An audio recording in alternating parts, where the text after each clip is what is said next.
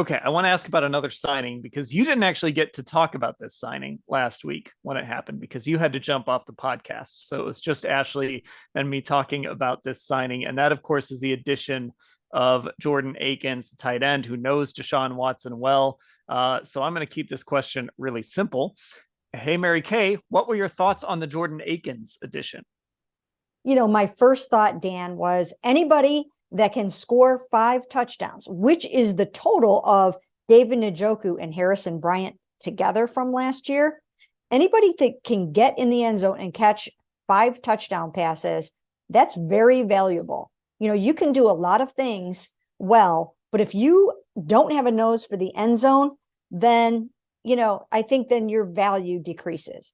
Guys that have a nose for the end zone and can catch touchdown passes, I think are very, very valuable. You have to be able to score the football. Now, these 5 touchdown passes were, that was like a career high for him. And it was a little fluky. So he's going to have to see if he can bring that forward and do that same kind of thing on a regular basis here with Deshaun Watson. The opportunities, I think, are going to be there. I think he'll have a chance to, serve at least some of the time as the number 2 tight end behind David Njoku. I think it's a chance for him to kind of put himself on the map a little bit. And anybody that has spent 3 years playing with Deshaun Watson, that's going to count for something too.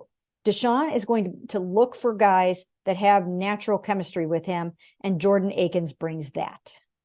And it's in the red zone where that stuff shows up more than any place because things are so compact and you have to move a little quicker. And so just having a guy who knows where to go, where he's going to be, and he's going to make the play for you. That sort of chemistry doesn't just develop overnight. So having someone who Deshaun has done that with before, I think really matters. And, now I wonder kind of what it means for Harrison Bryant. I don't think he's going to get waived or anything, but now there's a real battle there for that tight end 2 spot.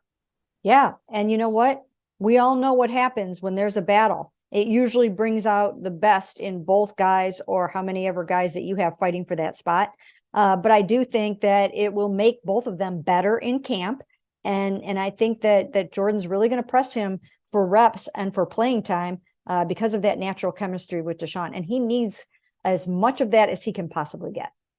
Speaking of linebackers, I do at least want to bring these 2 guys up. Matthew Adams signed today with the Browns, and then cornerback Mike Ford, previously reported on Monday, officially signed on Tuesday. And the only reason I bring this up is because these are 2 guys that have really thrived on special teams. Mike Ford, I actually looked at the replies of Mike Ford's tweet yesterday, his dog pound tweet. And there were Atlanta fans that loved him as a special teamer. So that was interesting. It seems like Matthew Adams is coming here as a special teamer. They'll both get opportunities to compete. That's how it works, and maybe earn some time at their actual positions. But I guess, what does it tell you that you're seeing the Browns kind of aggressively add some players who at least initially look like they're bringing them in to play special teams? Well, welcome Bubba Ventrone to Cleveland, right? I mean, he's got to have some good players if the Cleveland Browns are going to improve their special teams.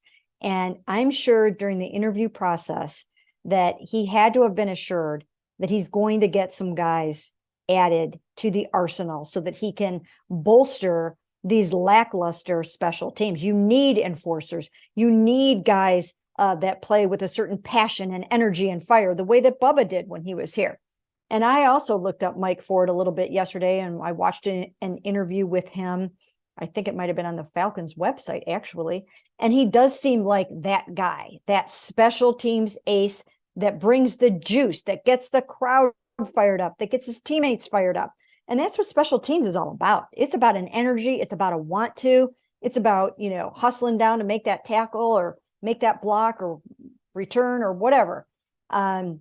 You need to have a certain kind of mentality to make special teams good. And Bubba knows what it takes. I'm sure he probably had some familiarity with a Mike Ford. If he didn't, then I think he can, take a page out of his own playbook and say, this guy's like me, right? Like, he's just going to get everybody fired up about this.